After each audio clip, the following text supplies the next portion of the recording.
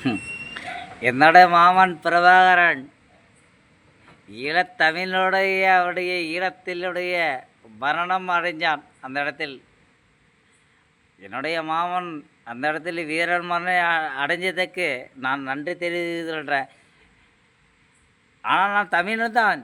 எனக்கு என்னுடைய ஈழத்தமிழனுக்கு தெரியாது, பேச தெரியாது. ஆனால் நான் ஒன்று சொல்லுகிறேன், கருணாநிதி என்னுடைய இதயத்தை தொலைத்தான்.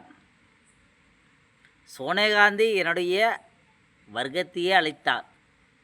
ராஜபச்சான் என்னுடைய ஈழத்தமிழனையே அழித்தான். ஆனால் ஒன்று சொல்லுகிற பிரபாகர மாமா, உன்னுடைய உசுர் போனாலும் சரி, என்னைக்கும் என்னுடைய உசுர் இருக்குது. ஆனால் என்னைக்கும் ஈழம் அழியாத சகோதரா. மாமா, உனக்காக நான் வாழ்வேன், உயிர் மூச்சோடு நான் இருப்பேன். ஆனால் ஒன்று மாமா, நீங்கள் ஈழத்தில் கிளிநொச்சிகள் நீங்கள் எத்தனையோ பொற்கொள்ள பண்ணிட்டு அன்னைக்கு கடைசி மூச்சு நீங்கள் என்ன என்று எனக்கு தெரியவில்லை. ஆனால் ஒன்று கண்ணீர் விட்டு நான் அழுகிறேன். ஆனால் நம்மளுடைய வீரத்தை காப்பாற்ற முடியாமல் போயிட்டுச்சுடா தம்பி அப்படி சொல்லிட்டு நீங்கள் வாழ்ந்தீங்க பார்த்தீங்களா? அப்போ தான் என்னுடைய உயிர் மூச்சே போச்சது மாமா.